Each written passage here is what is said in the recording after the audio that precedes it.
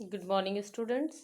मैं Priyanka Choubey central public academy Shahidwara से आप लोगों को हिंदी ग्रामर के लिए क्लास 7th और 8th के लिए लेसन 7 संज्ञा में लिंग वचन और काल हम कारक पढ़ेंगे। ठीक है, तो संज्ञा पहले हम पढ़ेंगे कि संज्ञा क्या होता है। किसी व्यक्ति, जाति, स्थान, वस्तु या प्राणी या भाव या गुण के नाम को संज्ञा कहते हैं। और ऐसे संज्ञा के 3 भेद होते हैं: व्यक्तिवाचक, जातिवाचक और भाववाचक। व्यक्तिवाचक जो संज्ञा शब्द किसी विशेष व्यक्ति, प्राणी, स्थान या वस्तु के का बोध कराती है उसे व्यक्तिवाचक संज्ञा कहते हैं। ठीक है, मतलब किसी विशेष व्यक्ति, प्राणी या स्थान या वस्तु का बोध कराए वो व्यक्तिवाचक संज्ञा उसको कहेंगे। जैसे कनॉट प्लेस का नाम अब राजीव चौक रख दिया गया है, तो ये विशेष जगह का नाम हो रहा है। मधुमक्खी फूलों से मकरंद ले रही है, तो मधुमक्खी जो है कि विशेष मधुमक्खी के बारे में बात हो रही है, तो ये जो है कि व्यक्तिवाचक हो जाएगा आपका। और कह रहे हैं कि कुछ अगर देखा जाए अन्य, तो व्यक्तिवाचक में जवाहरलाल जो है कि सुभाष चंद्र रहीम, प्राणियों में घोड़ा, हाथी, खरगोश, चूहा, इस तरह से आएगा। ठीक है, जैसे कि जहाँ पे एक हाथी की बात होगी, ठीक है ना, तो वहाँ पे व्यक्तिवाचक हो जाएगा। ठीक है, लेकिन यहीं पे जो है कि अगर पशु, पक्षी, इस तरह से, तो वहाँ जातिवाचक हो जाता है। जैसे देखेंगे, जातिवाचक में जो शब्द संज्ञा जो है कि किसी प्राणी, स्थान या वस्तु की पूरी जाति का बोध कराते हैं उन्हें जातिवाचक संज्ञा कहेंगे। ठीक है, वस्तु की पूरी जाति का बोध कराएं, जैसा कि मैंने कहा, जैसे हाथी जैसे है, या जो है क्या बोलते हैं, कुत्ता, बिल्ली, कुछ भी, ये पूरे पशु वर्ग की बात करें, पूरे पक्षी वर्ग की बात करें, लड़कियां पूरे किसी समूह की बात करें, पूरे वर्ग की, तो वहाँ पे जातिवाचक होगा। जैसे लड़कियां नृत्य कर रही हैं, मनुष्य जीवन दुर्लभ है, पूरे मनुष्य जाति की बात हो रही है। यहीं कहीं अगर नाम होता तो वो जो है कि वहाँ पे हो जाता व्यक्तिवाचक। ठीक है ना। और आगे हम देखेंगे भाववाचक। कहेंगे जो संज्ञा शब्द किसी व्यक्ति, वस्तु के गुण, दोष, भाव, दशा या स्वभाव आदि का बोध कराएं उन्हें भाववाचक संज्ञा कहेंगे। जैसे देखेंगे कि विज्ञान वरदान और अभिशाप दोनों है। इस गन्ने का रस में मिठास है। ठीक है, इस गन्ने के रस में मिठास है। थकान से उसका शरीर टूट रहा है। थकान, मिठास, वरदान, अभिशाप, ये सब के सब भाववाचक संज्ञा हैं। ठीक है, और कह रहे हैं आजकल संज्ञा में 2 अन्य रूप भी माने जाते हैं: समुदायवाचक और द्रव्यवाचक।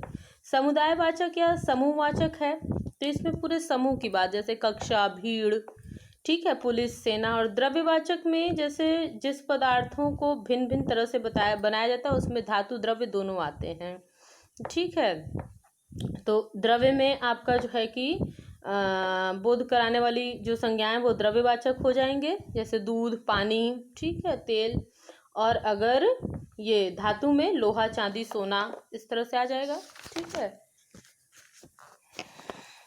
आगे हम देखेंगे कि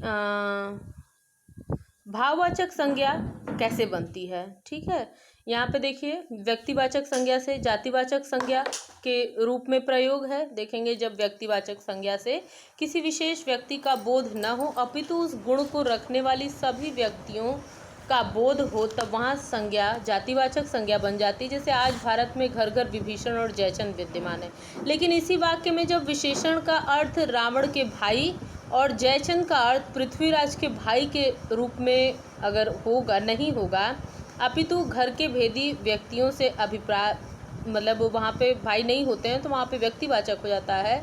लेकिन जब जो है कि घर के भेदी व्यक्तियों से अभिप्राय है, अतः यहाँ विभीषण और जयचंद जो है कि जातिवाचक संज्ञा हो गए हैं। ठीक है ना, जाति की बात अगर पूरा हो जाएगा। जैसे आज महात्मा गांधी से सरीखे दिख रहे हैं, तो वहाँ पे महात्मा गांधी जातिवाचक हो जाएंगे, लेकिन महात्मा गांधी को लोग बापू भी कहते थे, तो वहाँ महात्मा गांधी आपके व्यक्तिवाचक हो जाएंगे। जातिवाचक संज्ञा जब व्यक्तिवाचक संज्ञा में कैसे प्रयोग होता है देखेंगे। इस प्रकार जब अत्यंत प्रसिद्धि के कारण किसी जातिवाचक संज्ञा से एक ही व्यक्ति का बोध होता है, तब वह जातिवाचक संज्ञा व्यक्तिवाचक बन जाता है। जब एक ही व्यक्ति का, जैसे नेहरू भारत के प्राण थे, देखिएगा, गोस्वामी जी ने रामायण का घर घर पाठ किया। ठीक है, ये व्यक्तिवाचक है। लेकिन जब नेहरू शब्द जातिवाचक होने लगेगा, ठीक है, जैसे क्योंकि जैसे देखेंगे कि नेहरू जाति के सभी व्यक्तियों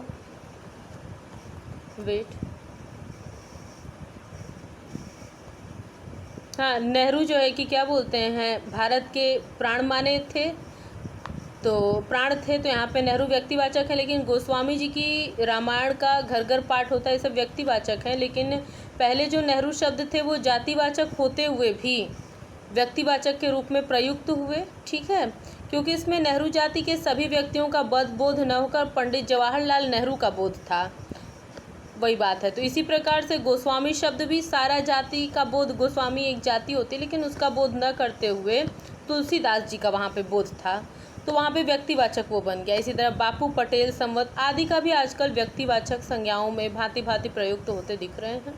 व्यक्तिवाचक संज्ञा का जातिवाचक संज्ञा में अंतर। व्यक्तिवाचक संज्ञा किसी व्यक्ति, वस्तु या विशेष का बोध कराती है, जबकि जातिवाचक जो संज्ञा वो स्थान, वस्तु व प्राणी की पूरी जाति का बोध कराती है। ठीक है, जैसे देखेंगे व्यक्तिवाचक संज्ञा में लाल किला, राम, रावण। जातिवाचक में पुस्तक, लकड़ी और पशु। ठीक है, भाववाचक संज्ञा निम्नलिखित 5 प्रकार के शब्दों से बनाई जाती है। जातिवाचक सर्वनाम, विशेषण, क्रियाओं और अवयवों से। जातिवाचक से कैसे बनाई जाती है? निज से निजत्व।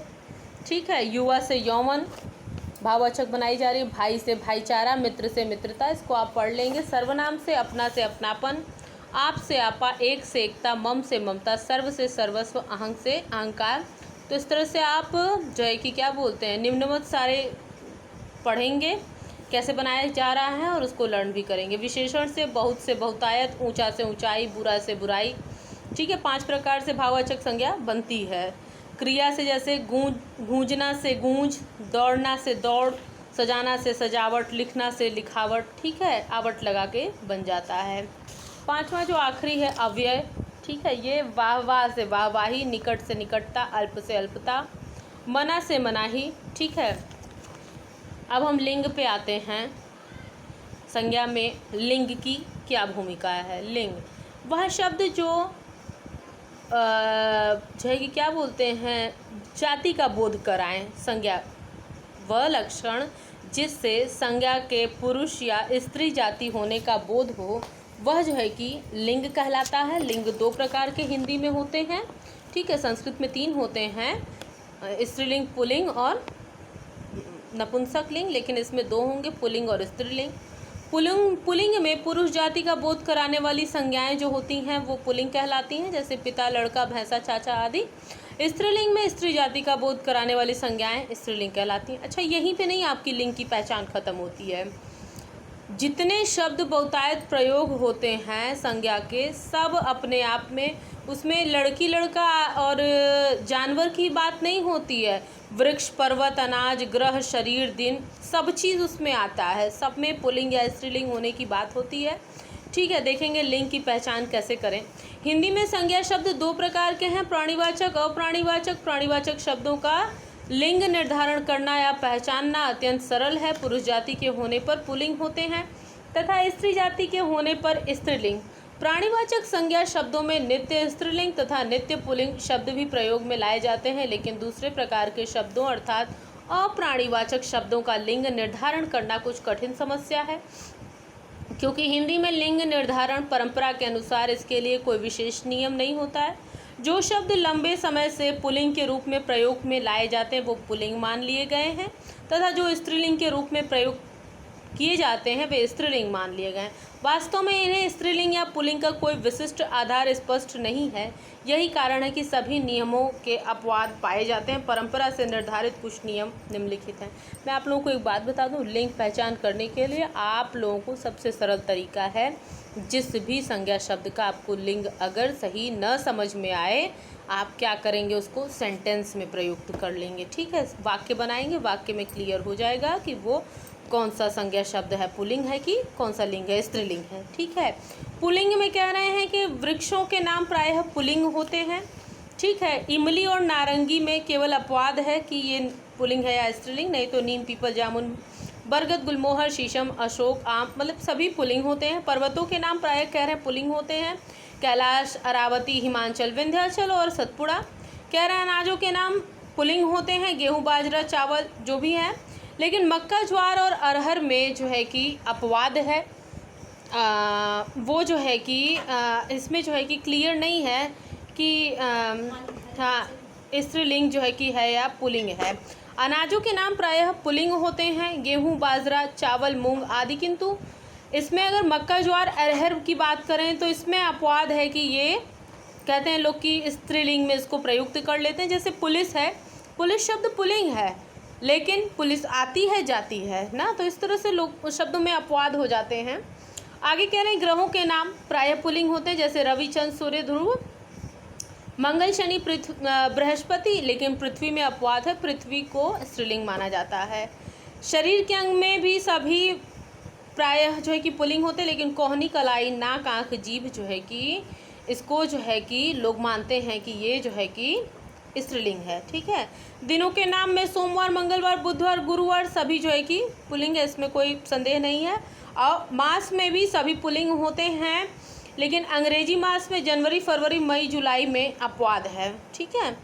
रत्नों में भी सभी पुल्लिंग होते हैं, लेकिन मणि और चांदी में दोनों में अपवाद है, दोनों को लोग कहीं कहीं स्त्रीलिंग मानते हैं। द्रव्य में भी प्रायः पुल्लिंग होते हैं, रक्त, घी, पेट्रोल, डीजल, तेल सब जो है कि पानी भी, इसमें नहीं कोई अपवाद है। आगे हम देखेंगे धातुओं के नाम प्रायः पुल्लिंग होते हैं, पीतल, लोहा, सोना, तांबा, लेकिन चांदी इसमें अपवाद है। कह रहे हैं कि प्राणी के जीव पुल्लिंग होते हैं सभी। ठीक है। वर्णमाला में ई, री, ए को छोड़कर सभी पुल्लिंग होते हैं। अकारांत तत्सम शब्द भी पुल्लिंग होते हैं, हम लोग संस्कृत में ऐसा पढ़े हैं ना, आकारांत जो है कि पुल्लिंग होते हैं, आकारांत स्त्रीलिंग होते हैं। ठीक है। तो इसी तरह से कह रहे हैं।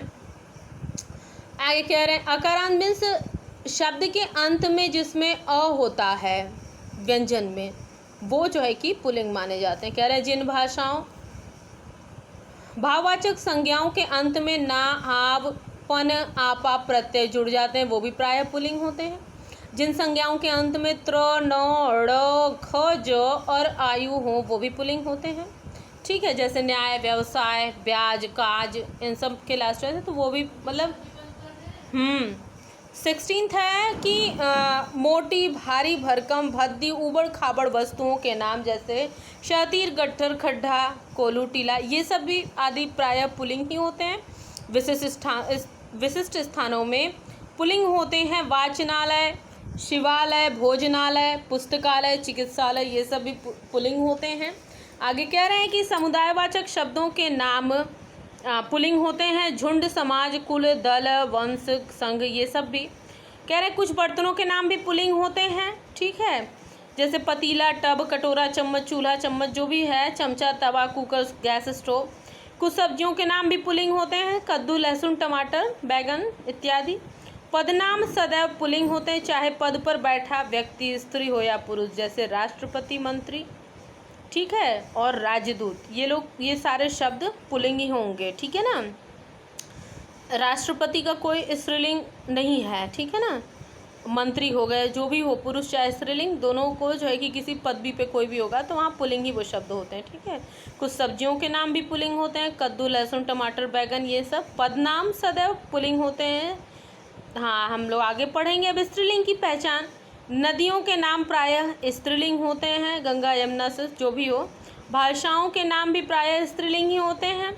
इकारांत शब्द स्त्रीलिंग होते हैं, जैसे नदी, रोटी, लेखनी, पोथी, ये सब। लिपियों के नाम, जो भाषाओं के नाम पुल्लिंग है, लेकिन लिपियों के नाम स्त्रीलिंग है। संस्कृत में आकारांत शब्द जो हैं वो प्रायः पुल्लिंग होते हैं, जैसे तला, दया, कृपा, ठीक है, सुंदरता, ब्रह्मा। इयांत शब्द प्रायः स्त्रीलिंग होते हैं, जैसे कि जिसमें इया हो लास्ट में, जैसे बुढ़िया, गुड़िया, खटिया, बचिया, मचिया। ठीक है। पर्वतों के नाम प्रायः पुल्लिंग होते हैं। काल संबंधी ये नाम स्त्रीलिंग होते हैं, जैसे रात, घड़ी, संवत, तारीख, ये सब आपके काल संबंधी सब स्त्रीलिंग होंगे। जल विभागों के नाम स्त्रीलिंग होते हैं, पृथ्वी, जमीन, भूमि, धरती, खाड़ी, झील, सरिता, ये सब जो है कि क्या होते हैं, स्त्रीलिंग होते हैं।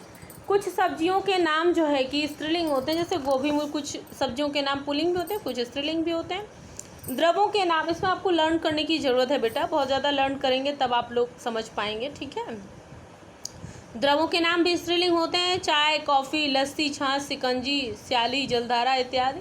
किराने की चीज़ें स्त्रीलिंग होती हैं, लौंग, दालचीनी, हल्दी, हींग, सुपारी, इलायची, मिर्च, कलौंजी, अजवाइन, ये सब चीज़ें।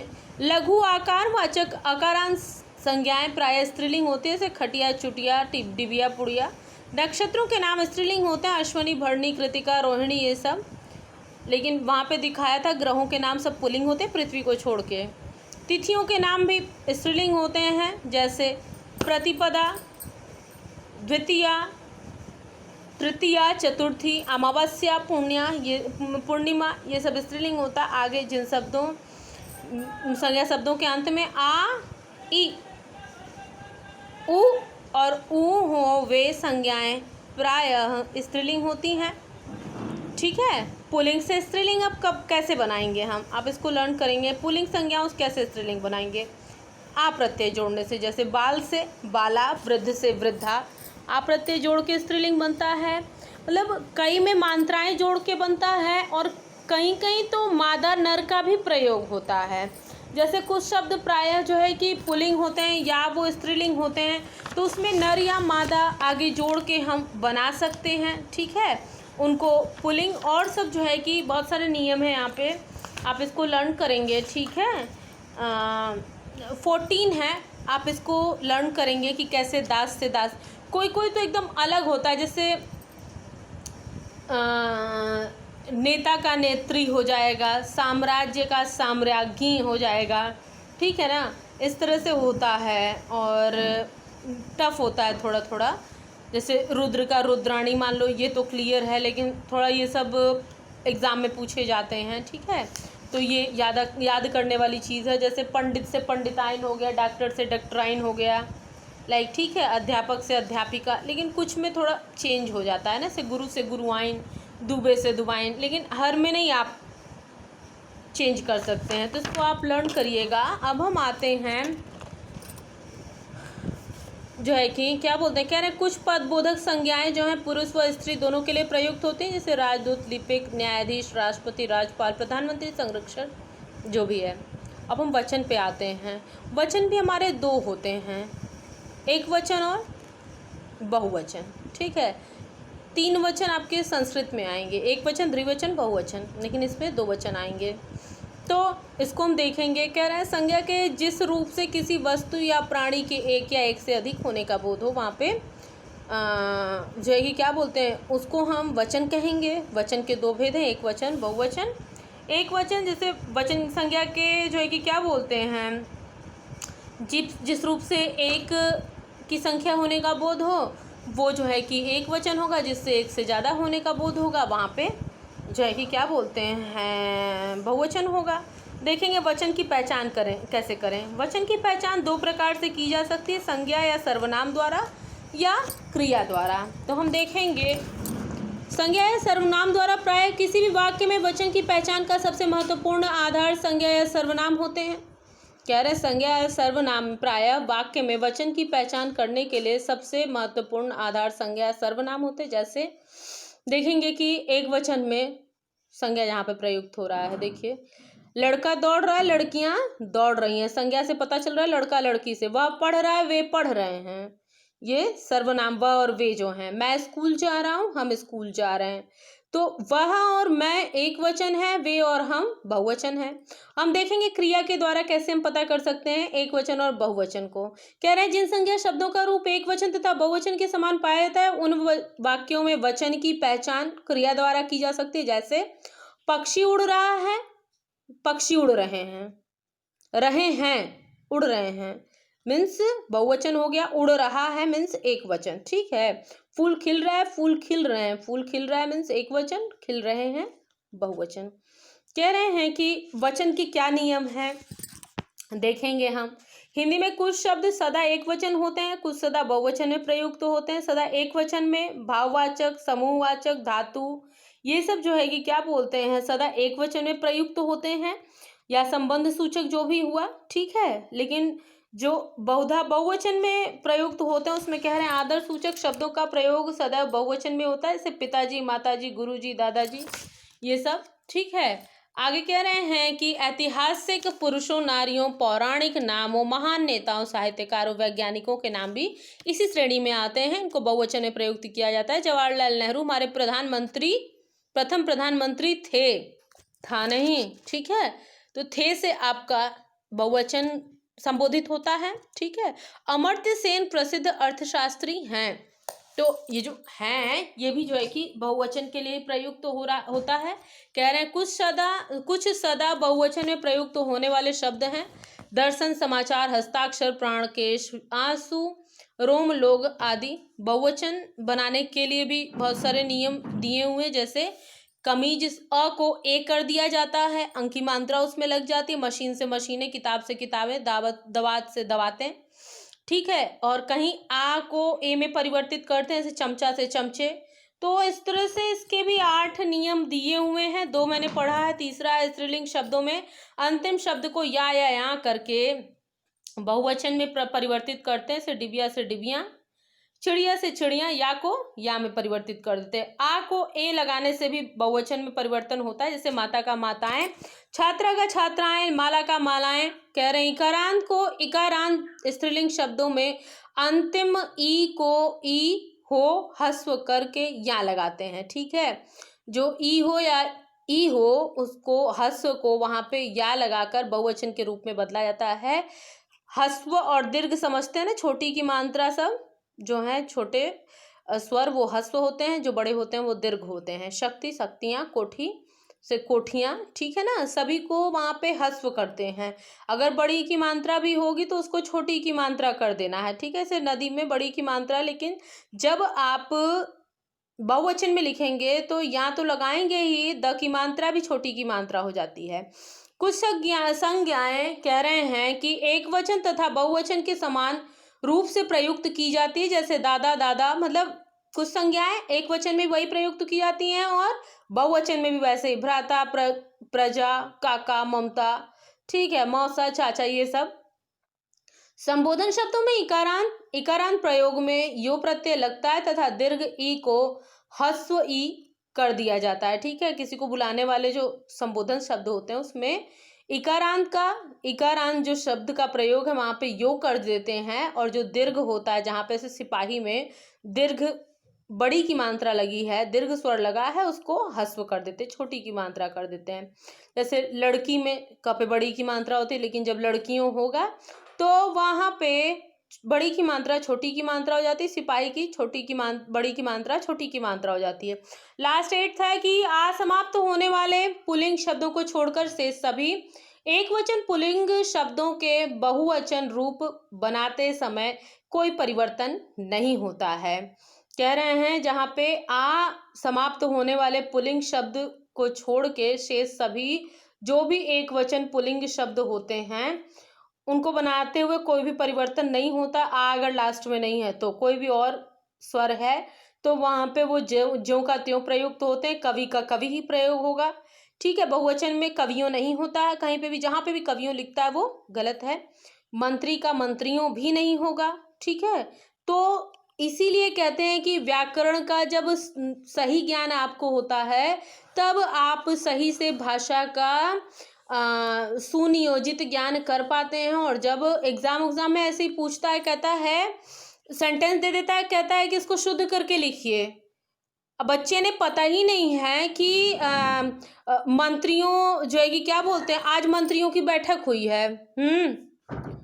आज मंत्रियों की बैठक हुई है तो वहां पे कहेगा कि इसको शुद्ध करके लिखिए, तो आप मंत्रियों की बैठक में आप सोचने लगेंगे इसमें क्या शुद्ध करें ना।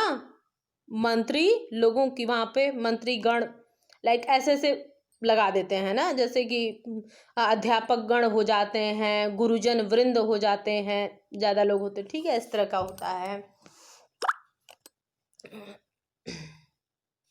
कह रहे हैं कि विशेष में कि ध्यान दें कि केवल कर्ता कारक में जब इनका प्रयोग होता है तो इनके रूप में कोई परिवर्तन नहीं होता है, लेकिन जब इनके आगे ने लगाया जाता है तब बहुवचन बनाने के लिए इनके आगे भी प्रत्यय लगाने पड़ते हैं। ठीक है ना, कह रहे हैं कि ध्यान दें, जब कर्ता कारक में इनका प्रयोग होगा तो मतलब ये इनके द्वारा कवि लेखन कर रहा है, ठीक है, तो वहाँ पे कोई परिवर्तन नहीं होता है। लेकिन जब इनके आगे ने लग जाता है तब बहुवचन बनाने के लिए इनके आगे भी फिर प्रत्यय लगाना पड़ता है, ठीक है ना।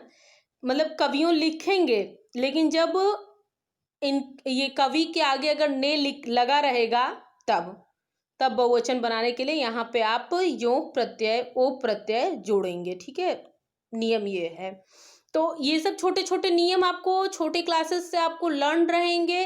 तत्पश्चात जब आपको एग्जाम में पूछता है, आप रेगुलर जो है कि सब चीज़ों का प्रयोग करते, तब आपको क्लियर रहता है कि नहीं आपने क्या करना है, कैसे क्या करना है। कह रहे हैं कुछ पुल्लिंग शब्दों में जन वर्ग गण मंडल वृंद दल लोग शब्दों को अंत में जोड़कर उन्हें बहुवचन, जैसा मैंने बताया था आपको, परिवर्तन किया जाता है। जैसे नक्षत्र को नक्षत्र मंडल, प्रजा को प्रजाजन, छात्र को छात्र वृंद, सज्जन को सज्जन लोग, मुनि को मुनिजन, ठीक है, जन संघ।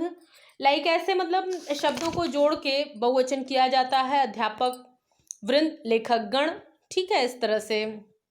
प्रतिनिधि मंडल, हिंदू वर्ग, टिड्डी दल, अभी टिड्डी दल का जो हुआ था हमला उसमें आप पढ़े ही होंगे। सॉरी, इसमें 12 नियम है, मैं 8 की बात कर रही थी, हम 10वां पढ़ रहे हैं। आगे हम देखेंगे स्वाभिमान तथा अधिकार को प्रकट करने के लिए संज्ञा सर्वनाम आदि का बहुवचन में प्रयोग किया जाता है, ठीक है। जैसे हम आपके घर कल आएंगे, आज हमारी तबीयत ठीक नहीं है, हमारे विचारों को गलत नहीं कोई कह सकता, हम आपके साथ नहीं जाएंगे। तो कह रहे हैं कि इसके लिए संज्ञा सर्वनाम आदि का बहुवचन में ही प्रयोग किया जाता है। तू सर्वनाम शब्द एक वचन है तथा इसका बहुवचन रूप तुम है, लेकिन लोक व्यवहार में तुम जो है कि तुम शब्द बहुवचन होते हुए भी एक वचन के, मतलब हम लोग नहीं कहते तुम आ गए, तू नहीं कोई कहता है। तू कहने में थोड़ा सा लगता है कि सम्मान हम नहीं दे रहे हैं उनको, सामने वाले को, तो सम्मान देने के मत से हम तू को तुम कहते हैं, ठीक है। जबकि सर्वनाम से व्याकरण की दृष्टि से एक वचन तू है, ठीक है। तो ये चीज़ आपको मतलब आना चाहिए। हम ये नहीं कह रहे कि आप तू कहने लगे लोगों को, आप इज्जत न दें। आगे कह रहे हैं कई जातिवाचक शब्द कभी कभी एक वचन में ही बहुवचन का बोध कराते हैं। जैसे नागपुर का संतरा प्रसिद्ध है, ठीक है। तो संतरा यहाँ पे जो जातिवाचक है ये एक वचन ही है, संतरे होगा, लेकिन ये बहुवचन का बोध करा दे रहा है नागपुर में जो जितने संतरे हैं, ठीक है। लाइक ऐसे ही हम कारक पढ़ेंगे। कारक कहते हैं, आगे हम कारक पढ़ेंगे। राम रावण बाण मारा, एक सेंटेंस है राम रावण। अब इसमें आपको क्या चीज मिसिंग हो रहा है, कैसे ये शुद्ध हो सकता था। राम ने रावण को मारा, ने और को, तो इसी ने और को बच्चे हम कहते हैं कारक की विभक्ति। अगर कारक की विभक्ति न रहे तो सारी बातें लिख के भी जैसे लगता है कि पूर्णता की अनुभूति नहीं हो रही है, किसने किसको क्या कहा है, क्लियरिटी नहीं होती है। तो बता रहे हैं, कह रहे हैं कि क्या बोलते हैं, जब हम पूछते हैं, कह रहे हैं किस तरह से उस वाक्य को पढ़ने पे उसका अर्थ स्पष्ट होता है, जब हम यहाँ पे ऐसे शब्दों को का प्रयोग करते हैं और क्रिया के साथ क्या संबंध है ये सब पता चल पाता है। किसने मारा, राम ने, कर्ता, ये मतलब क्या बोलते हैं आप, विभक्ति अपने भेद के साथ भी बता रही है यहाँ पे आपको। तो एग्जाम्पल है, हम आगे पढ़ेंगे अभी। और कहीं कहीं ये विभक्ति को परसर्ग भी कहते हैं, तो आपने कभी भी, आपको कंफ्यूजन नहीं होना है, कंफ्यूज नहीं होना है कि ये परसर्ग क्या है क्या विभक्ति है, ठीक है ना। कह रहे हैं कि किसने मारा, रावण को, ठीक है। किसे मारा, रावण को, किससे मारा, बाण से।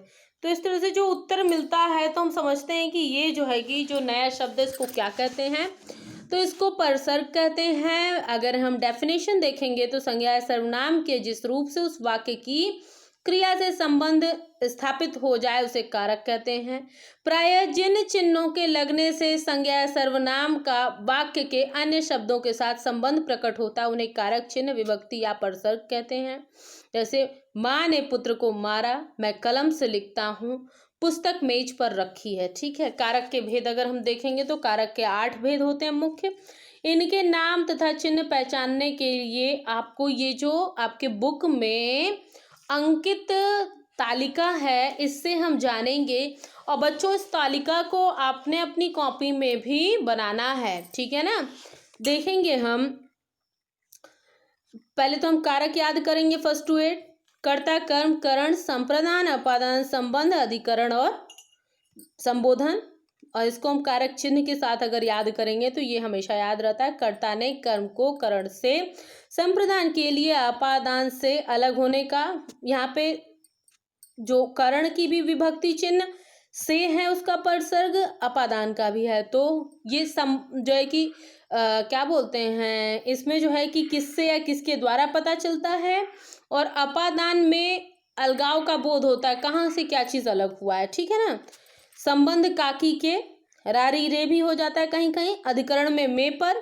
ठीक है, जैसे पुस्तक मेज पर रखी है ना, मैं घर में जाऊंगा। ठीक। संबोधन में हे, अरे। ठीक है। कारक की पहचान करने के लिए क्रिया के साथ आप क्वेश्चन लगाकर पूछ सकते हैं, जैसे कर्ता ने तो कौन, किसने। ठीक है, तो जब आपको उत्तर मिलता है फला ने तो वहां कर्ता कारक है। कर्म को तो इसमें आप पूछेंगे किसे, क्या, किसको। आपको को उत्तर मिलता है किसके द्वारा, मतलब कौन या क्या कर रहा है। ठीक है, तो वहाँ पे आपको कर्म कारक होगा। तो इस तरह से आप पूछेंगे तो आपको क्लियर पता चलेगा। ये चार्ट आपको बुक में जो दिया हुआ है इसको कॉपी में बनाना है। ठीक है, अब हम लोग नेक्स्ट डे पढ़ेंगे कारक का आगे जो है कि विस्तारीकरण से। ठीक है।